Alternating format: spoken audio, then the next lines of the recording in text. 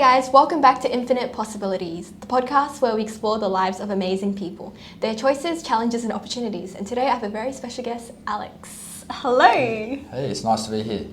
Thanks for being here. So how hard was it to convince you to be on the pod on a scale of 1 to 10? I think I met Karen, we went on a Chengdu study tour, and another person we went with, Chris, also is at the firm. So hey, calves! We have a scheduled sort of 3-month catch-up lunch, and so during that, Karen mentioned the idea, which I signed up to, and then later found out that there had been some pretty big names on the podcast, which made me a little nervous, but we're here now. Nice, thank you so much for your bravery to be on the pod. Yeah, no worries. Nice. So, Alex, what's your job? What's your 1-minute introduction about what you do? So I'm working at KPMG in the real estate advisory transaction team. So I'm an analyst in that team and have been for about 18 months now, full time. So in that team we do, it's a very broad range of services from transactions, valuation, a lot of advisory, probably more government work, but also some private work. But yeah. Wow, that is awesome. So we really want to know how Alex became so cool. So we're going to go right from the beginning. Alex, what kind of child were you like growing up? I think as growing up, I was very sporty. And my dad, he grew up on a farm in Western Australia, like big thousands of acre sort of cattle and sheep farm. And so I was fortunate enough, I guess, growing up to live not on a farm, but in sort of Brookfield, Kenmore Hills on acreage. So growing up, had the luxury of sort of riding motorbikes, and for my 5th birthday I got like some cows and goats, and so I sort of had like, I guess, a little bit of a country childhood, even though still in the city, from probably dad bringing that, and then loved my sport, so played gave everything a go. From AFL would be the main one, but played cricket, swimming, T-ball, like literally probably everything, rowing, did it all.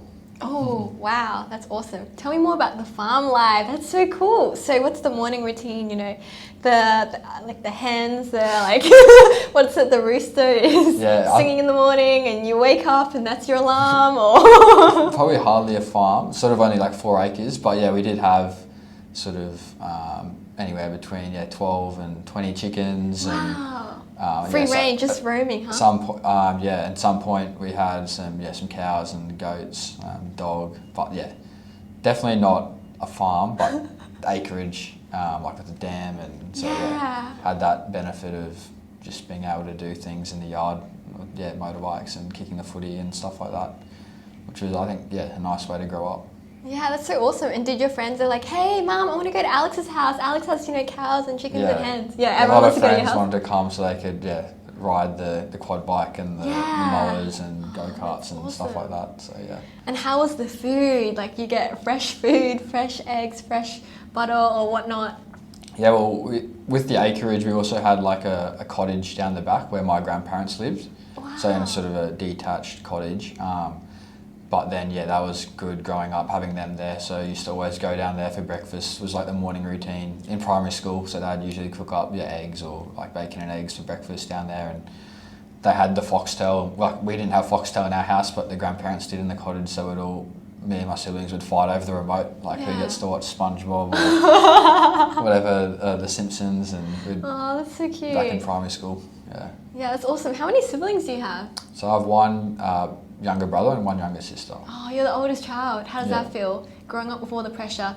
I think there's some perks and some benefits. But growing up as the eldest, I think was I enjoyed it. I guess one thing that was a bit harder is like when you hit like an adulthood, Mum was very protective because obviously you're doing everything for the first time, whether it's like going out with mates in the city or whatever. Mum was always cautious, messaging me, where are you okay, every half hour, which is kind of a bit annoying, but only because she was caring for me. But I feel like now the younger siblings get the benefit of, she's already been through that with me, so she's not as cautious with them, which is probably a benefit for them. Freedom, but the well-protected child, Alex. Nice. Tell me more about school and sort of how you fit in the school environment. Were you the very sporty kid, for sure, but the academic kid as well? Yeah, so I think in primary school I was very sporty, and I was like, probably wasn't as much academic. But then later in school, maybe grade 7, 8, 9, I did quite well. I started to do quite well at school and a bit more academic focused, and then actually moved to the Queensland Academy for Science, Maths and Technology in Year 10, which is only started in Year 10 at that point, which was a pretty academic focused school, which just meant that I had to get my sporting craving. It wasn't really offered at the school because it was very academic focused, but I could still play like club AFL and like club sports to get that benefit. Oh, that's cool. And so what were your favourite sports? Definitely AFL. Pretty fanatic AFL fan and Brisbane Lions supporter. But yeah, I enjoy cricket, rugby, soccer, all the main ones. Basketball even. Lately getting into that. Oh, that's awesome. Yeah, and how did you sort of balance like both worlds, you know, performing well in school and also all your other like sporting commitments? Yeah, I think it became harder in like senior school in year 10, 11, 12 just because of the academic commitments became a lot stronger. But yeah, probably I did have to bring it down. So like at one point I was doing swimming like 5 mornings a week, and then AFL 2 afternoons and game days, and like rowing and in amongst that, so there's a lot. So I guess I did have to pull back and just sort of prioritise what my main sports were. So unfortunately I had to give up like rowing and the swimming, but then kept the AFL because that was my sort of main hobby, and also not only was it my favourite sport but also the social aspect of it with all my friends, so it was good to like see them twice a week for trainings and play with them on the weekend. So that one was the one that I stuck with. Nice, that's awesome. By the way, do you game? Not so much, no. Nice. Have you ever been really into gaming or nah? Oh, never really into it. Maybe back in the day, like Call of Duty, but that was grade 8 and 9. But yeah, never been huge on the gaming. Yeah. But I don't mind it. Like I like it more in person. So like when someone comes over, I don't mind playing FIFA and those type of things. Yeah. But yeah, never been a huge gamer. Oh, okay, yeah, that's awesome. Because when you said, oh, that's how you like to spend time with friends, like I would hear a lot of guys say like gaming is just their way of mingling and. Well, my brother, who's 4 years younger than me, he's sort of right into the Fortnite and those type of things. Very nice, very nice. Also, tell me more about the decision to go to QA. So like, was it just because, you know, you wanted to see if you could get in at the time, or like? Yeah, I think, so I went to Kenmore High in grade 8 and 9, which was the local state high school, which was a pretty good school. And I was fortunate enough to be in, like, they had these programs, and I was in the Zenith class, so that was sort of like it was this program which was sort of like the extension class, so like everyone in that class was pretty studious already. But I remember we did like a science fair, and it was hosted at QA, so we got to see, like go there and present, and I remember just like seeing the facilities there, and also had a friend whose older sisters went there, so they had like pretty good feedback. But I think when grade 8, 9, like the main thing that appealed to me, I guess, was probably like the facilities, and sort of, because they had a refectory, and they had this like big enlarged like R2-D2 observatory. Oh, that's so awesome. With a massive telescope that you can see like the moon and stars and stuff. And so they had these things there. They had a gym that the kids could use, which we didn't have at Kenmore. So there's like a lot of... so good. The facilities were quite appealing. And then, yeah, also the good reputation and results that they achieve like each year. So, I guess, awesome. yeah, going there was... I did a combination of things. And I also had a friend from Kenmore who was pretty keen, so that definitely helped, knowing that, at that stage we had to apply and do the tests and things, but we both got in, so I had a close friend going with me, which made it a lot easier to transition. Yeah, that's so good that you both got in, right? Otherwise, if it's one that got Yeah, in, that awkward. Yeah. So how hard was the QA test? What was that kind of thing? What was the exam like or whatnot? I think for me the process was you sent in your sort of report cards and your like year 9 NAP plan and those type of things, and then I think that was the first sort of round, and then you did a in-person test at the school, and then a final round was like an interview, which was sort of more motivational to make sure that, I guess, to see a lot of the friends that I had who did end up getting in were sort of quite pushed in or encouraged by more so their parents than themselves. So I think that was sort of the interview, was to try to see was the kid being forced through to this, which might not turn out so good, or was it sort of the kid's initiative to go. But yeah, they were sort of the three selection testing processes that they had. Yeah, that's cool. And since you're like a pretty academic kid, why did you not consider coming to Brisbane State High? Well, State High, I think, to be honest, I don't know a lot about that. I just think the good part about QA was it was from 10, 11, 12 for everyone. Yeah. So I guess you weren't coming. So in grade 8, I was pretty keen to just go to the local state school where a lot of my friends were going. Yeah. And then I guess making a move in high school to a school that didn't, like if it was State High, you'd be like moving into an already established sort of cohort, whereas QA, everyone was new in year 10, so it made it really easy. Everyone was on the same page, and it was, the transition was really easy from that point of view. Yeah, that's pretty cool. Tell me more about the QA quirks. What did I miss? Yeah, QA was funny in some of its quirks. So obviously it's very academic, but we had some things. So on sports day we had a thing called, if you've seen Harry Potter, there's Quidditch. So our version was QA Ditch, and we literally had a game, which apparently is a actual thing worldwide. Like not hugely popular, obviously, but it is a legitimate game. And so, yeah, we literally ran around with broomsticks between our legs playing QA Ditch for sports day, and that was sort of the main competitive inter-house game for each athletics day. So I was lucky to play in those, which was a lot of fun.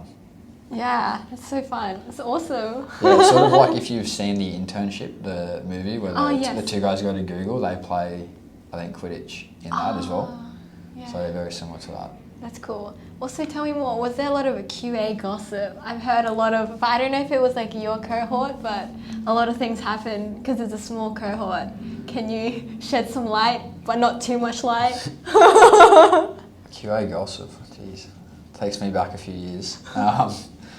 Yeah, I'm not too sure. I think the good thing about QA was everyone was pretty close, given that small cohort size, and everyone being pretty sort of studious and wanting to be at school. So I think, there wasn't too many issues, or everyone got along pretty well in my cohort at least. Yeah, sounds good. So yeah, I'm not sure.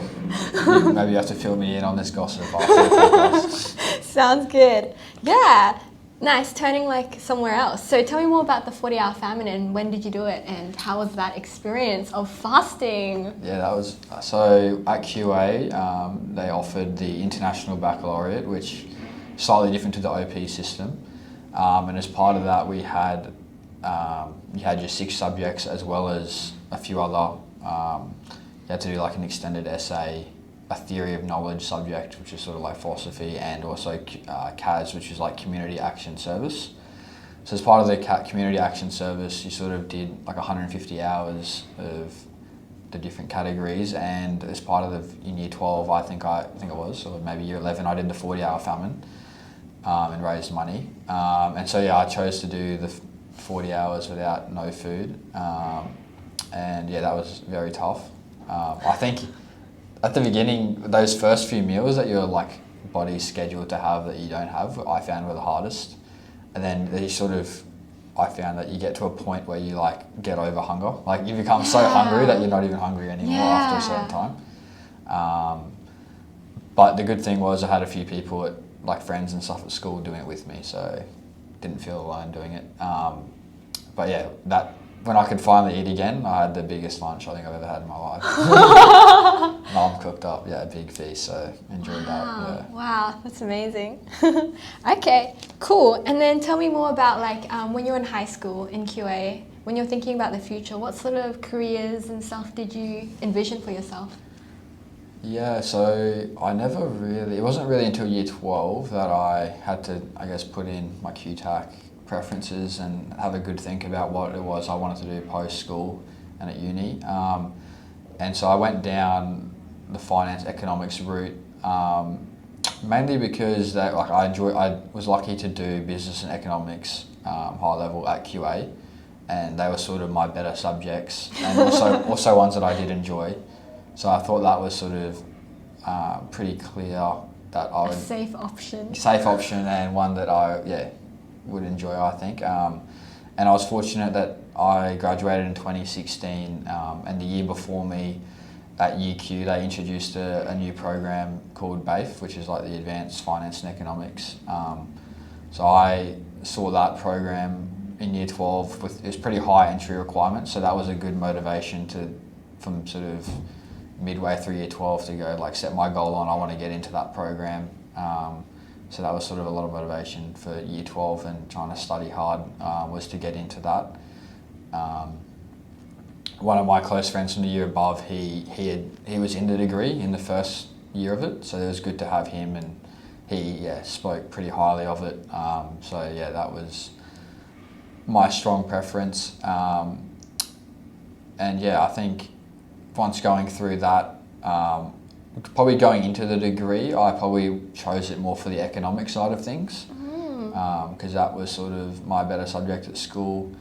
But then having done the finance, which wasn't really offered in high school, I came out of the degree probably more enjoying the finance aspect, which was sort of funny. Yeah, came in, not that I didn't like the economics, but came in more for economics and left more probably looking towards finance.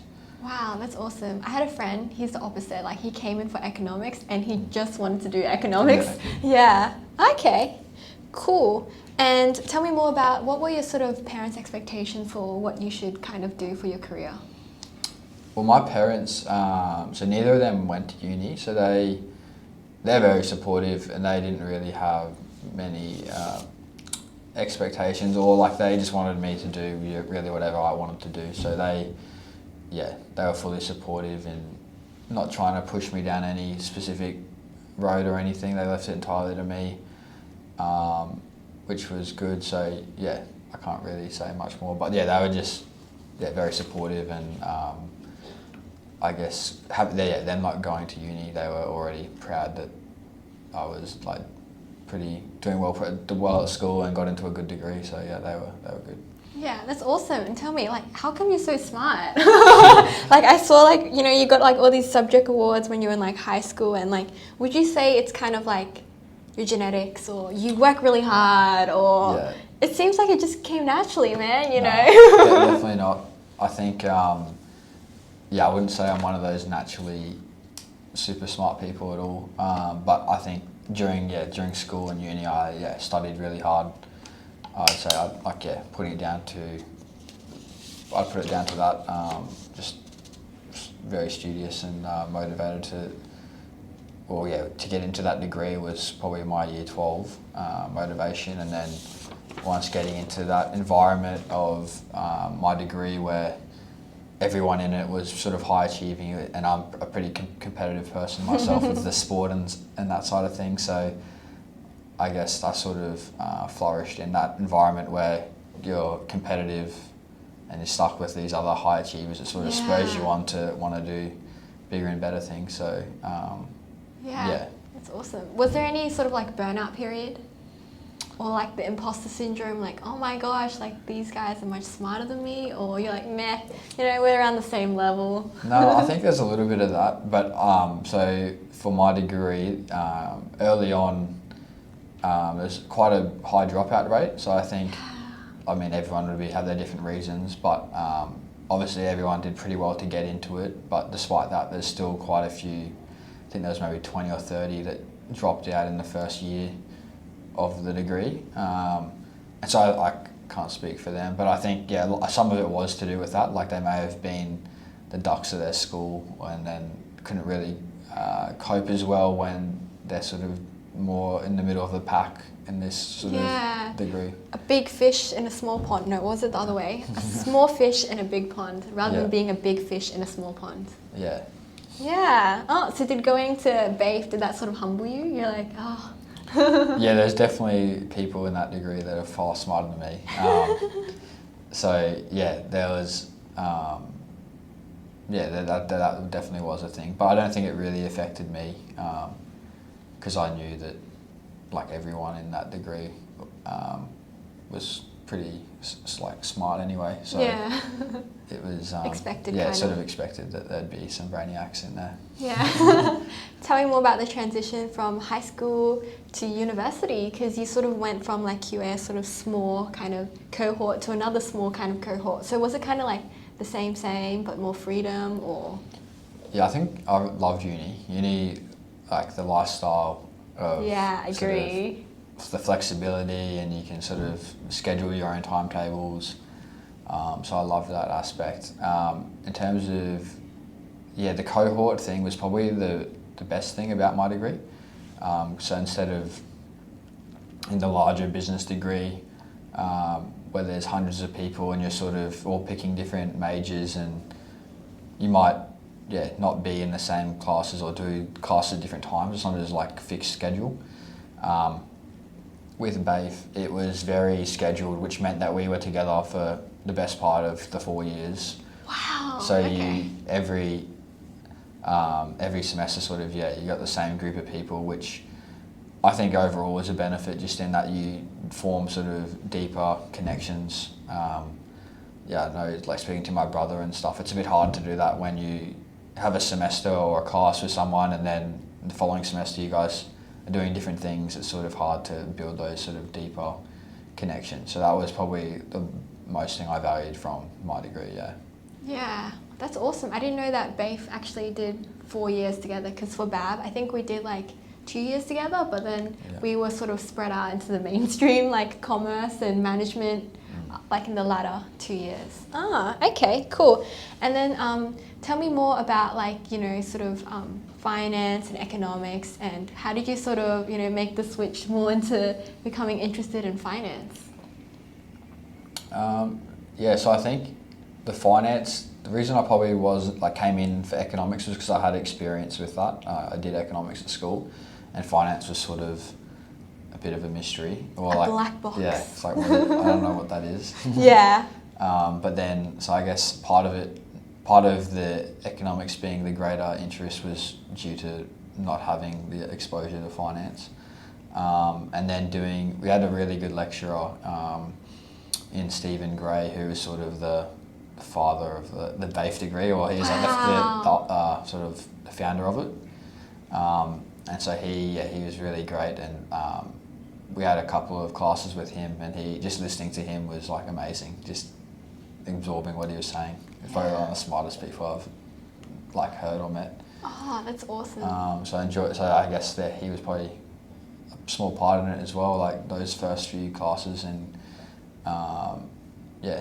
picking my interest in the subject. And then I guess now I'm sort of in the real estate team, and that was, I thought at the time, having done BAFE, I didn't know what I wanted to do post-uni, because it's very broad. I found that I was jealous of a lot of my friends who knew sort of what pathway they wanted to go down. But I think like with physio or like other degrees, it's sort of a more clear path. Like at a physio, I'm sure there's different types of physio, but like, you know, you're going to be a physio. Whereas with finance, there's sort of consulting, banking, trading. Like with the economic side, there's the economics. There's so many different pathways. So knowing which one I wanted to go down was quite hard, which I guess is why you try to do like the internships and get some experience. I was lucky enough to do the internship in the real estate team, and I chose to do the internship because I thought it was not knowing what I wanted to do. I thought, how can I sort of hedge my bets, or like what uses both finance and economics? And I thought the real estate team, from what I knew, was sort of a bit of both. Like obviously the broader economics definitely impact the real estate market, and then there's a lot of finance crossover with what we do as well, with like the corporate finance types of things. So it was a bit of a blend of both, which I tried, and then was lucky enough to get the graduate offer, and enjoyed the team, so continued that. Yeah, that's awesome. Also, a lot of people watching this probably want to know, how does one get into KPMG? So tell me more about, like, did you did you do a bunch of like other internships when you were like while you were studying, and did you do case comps and whatnot? Yes, I did a few internships. In the end of my first year, I was lucky enough to do one which was quite different at my dad's company, which is Progress Rail, which is owned by Caterpillar, and it was very different. Wasn't so like I was more in their sort of their equivalent of their like finance accounting team, but it wasn't so technical, and it was a very different just work environment. We had to wear sort of hard hats and high vis, and the offices were sometimes like more like demountable or sort of temporary. So it's very different to the sort of KPMG corporate workplace environment, but it was good, and I learnt sort of some of those soft skills and different line of work. A lot of the stuff I was helping with was like quotation and like doing quotes and tendering.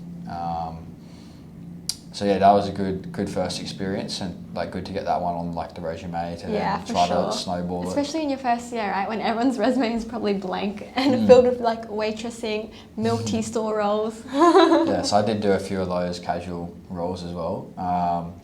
And then I guess the next one, I was lucky enough at UQ to get a scholarship from BDO, which was sort of a amount of money, and then also a 4-week internship with them in their corporate finance team in Brisbane. So that was like the first sort of corporate professional internship. So that was good to have that experience as well. Learned a lot from that one. And then this sort of next one was mainly the KPMG sort of vacation program, which is sort of flowed on to what I'm today. Yeah. So yeah, I think those previous couple of opportunities helped me with that vacation internship. That's awesome. And what about the case comps? Did you join any case comps? I didn't do the case comps. No. Nice. Okay. I'd recommend to do them. But clearly you don't need to. No, definitely not. No, I think they are good. Just at the time, looking back, that's probably something I regret not doing, is like a couple of those. Would have been good, but just at the time I thought sort of, pretty busy with uni as it is, and other commitments with work and stuff. I don't know if I can commit, but looking back, I probably could have squeezed it in and should have done it.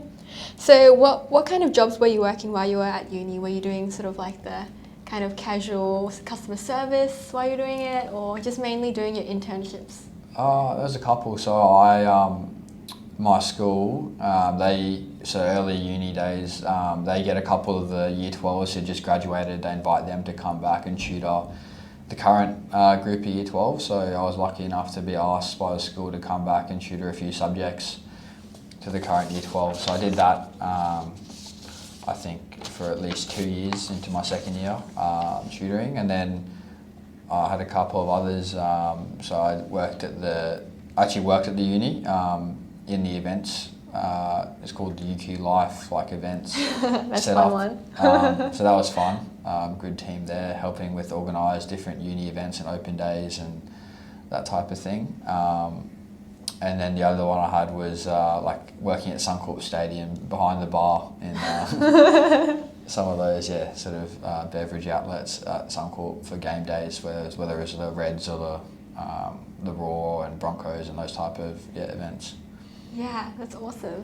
And tell me more about China and how you sort of, started learning Chinese in high school and what sparked the interest. Yeah, so with this funny story where with the IB, which was the International Baccalaureate that we did at my high school, everyone had to do a foreign language subject, so they mandated it. Yeah. And I actually didn't choose Chinese as my top preference, because I had done German at the school I was at previously. So I think, I don't know if this is 100%, but I think Mandarin was either my third or fourth preference out of 4. And so when I first got allocated it, I was pretty disappointed. And anyway, it turned out that everything happens for a reason, I guess. And it was one of my favourite subjects by the end of year 12. And I got to do some pretty cool things. Got to go to China in year 12 on a study trip. So yeah, it's sort of funny how when I first heard the news that I was doing Mandarin, I was like trying to get my subjects swapped and they wouldn't do it, and I was a bit annoyed about it. And then it turned out to be one of some of my more enjoyable subjects, which I later in first and second year uni did IML, like the Institute of Modern Languages, to try to continue the Mandarin as an extracurricular. But I'm not doing Mandarin anymore, which I wish I hope to get back into it. It's hard to keep it when you're not actively sort of practicing and using it. But definitely, I think a good skill and something that I'll probably try to get back on. Yeah, sounds good. There are a lot of Chinese people at KPMG, so hit up any of them. Yeah, so tell me, what was your first preference at QA for language? Was it German? I think it was German. And then, so we had German, French, Spanish and Mandarin were the offerings. Oh, and Mandarin at the bottom. Well, at the time I just had this idea that Mandarin was going to be the hardest. And it is pretty hard, no? Yeah. Well, I thought, I should just stick with German. I've got a little bit of experience in that. Safe options again, right? Yeah. Well, the funny thing, I think the reason they said I couldn't do German was because I was too advanced, which was not at all true. But I think on the form they said sort of, had you done German? And I said German from year 4 to year 9. But like from year 4 to 7, it was just half an hour a week. Like pretty much learnt to count and like numbers and basic things. And then at school, it was only for a semester. And again, it was pretty like restarted again. So my German was very minimum. But on the CV, on 5 years. On the CV, they thought I was too experienced. And then I know some of my friends who had done the exact same got in because they didn't write their experience on the form. So anyway, it all worked out well because Mandarin I much preferred the German. That's awesome. At the end of it anyway. Yeah, tell me more about what is it about Chinese that you like and... Yeah, I think it's just so different. I think going to China, I haven't done too much travel myself. I've only been to America, where I went to New York and LA, and then been to Hong Kong and China. But I think, America I found was great, and there was like lots of good sightseeing, but it was very similar to Australia in terms of like the language and the food and those type of things, whereas China, just everything was different. The food was different, the culture was different, the language was different, and so I think, that appealed to me, that it was just, I don't know, something just because it's so different, it was just so interesting, and I guess like the history of it all. It was good, and then also I had a few friends from QA that were like of Chinese background, so I guess that spurred my interest in it as well. Yeah. That's cool. Nice. And any sort of tips for people learning Chinese? How does one, were you like watching Chinese movies with subtitles, or how do you sort of like improve your language skills in a language like Chinese? I think the best bit is just to practice like with your friends. So I got one of my friends who was like a native sort of speaker to sort of help me / tutor me, so just getting them to like ask me questions and try to have a conversation with them, and then they'd get there, like obviously I'd make mistakes, and they'd sort of they're pretty patient and like tell me like what I did wrong and how the syntax is meant to be. So I think that was good, like practicing in person with people, and then our teacher, she also had like an Enki sort of like flashcard set up where you would listen to the word, and then you'd write the character down, and then you'd see the flashcard, see if you got the character correct, and then also the meaning. So that was, I guess, flashcard type system was very helpful in learning the writing. Yeah, that's awesome. Now I'm going to bring you back to the present day. So tell me more about what's in a day in the life for Alex at your work, and maybe sort of like what kind of people would sort of suit the work that you do. Yeah, so I guess day in the life. So as an analyst, I guess, in my team, and since we do such a broad range of different services, I sort of get exposure to quite a vast line of work and sort of just help wherever I can. So one thing I have asked, and the team's been very good in, is that I've said like my interest is in, or skills and interest is probably more in the quantitative side of things. So whenever there's opportunity to do more of the like modelling or quantitative things, the team and the time permits, they sort of try to allocate me that type of work. So whether that's sort of reviewing evaluations or sort of updating financial models and building some more basic ones from scratch. So recently I helped a client. They were looking at a refurbishment project for their building that they owned, and we were sort of running the different scenarios of with a model with the costs of the refurbishment, and then also how that would affect the sort of the rents and expenses and maintenance, and the ultimate valuation of the building, and sort of giving them scenarios and advice on sort of which route of the refurbishment, or which level. They had different sort of scenarios on refurbishment levels, so we sort of provided advice on that. But I've done sort of lots of different things. But day to day, a lot of it is working on sort of engagements, and hopefully I enjoy the Excel work, so probably quite a bit of that. But also making PowerPoints and packs and presentations as well is always part of it. Yeah, that's true. So what are the things that you enjoy about your work and not so enjoy? So I think probably what I sort of said there is, I enjoy the maths and quantitative stuff, which is one side of the stuff we do, and then there's more of the strategy and the lengthy business case writing, which is probably not so much what I enjoy or my strength, but part of the job. So probably looking to get more exposure in that area, but definitely more numbers man, I think. Sounds good. And also, everyone knows like working for like a big four can be quite stressful. So how do you sort of manage your stress, and what are your ways to sort of get around it?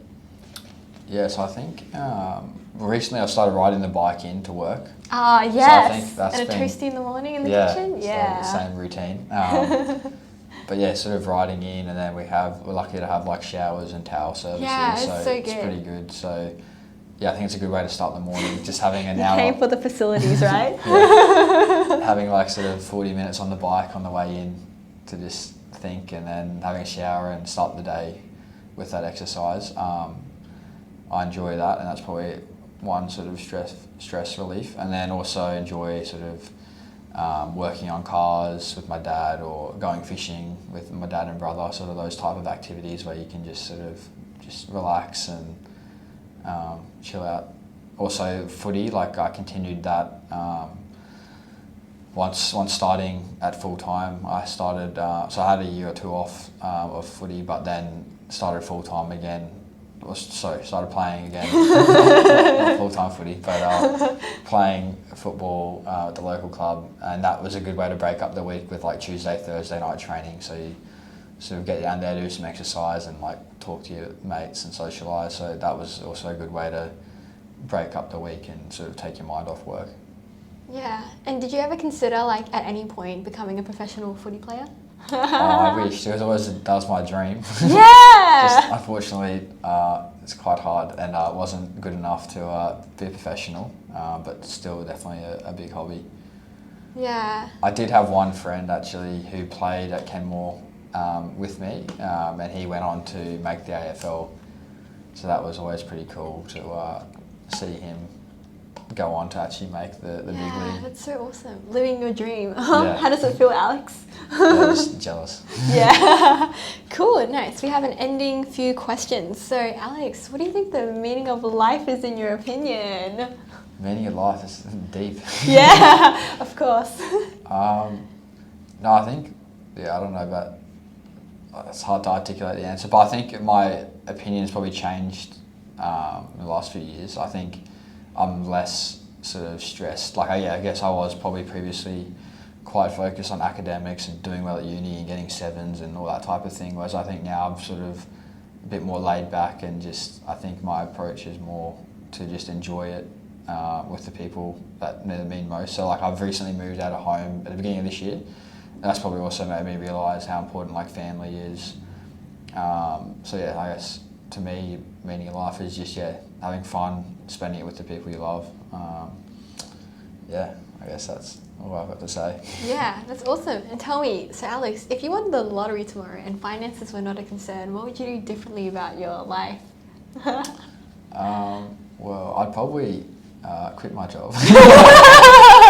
No, I reckon I would, if I had won the lotto, I would definitely want to do, like, give back in some way. So I probably would, and money wasn't a concern for myself, I'd probably, want to volunteer in some capacity. And, like, I think one thing that I'd would love to help with is sort of like the homelessness, because like walking in to the office every day from the train station, like it's hard seeing that, like, even though I've been doing it for been coming in now for like 18 months, still every day I see like someone like asleep on the street. It's like, I wish I could like do something about that.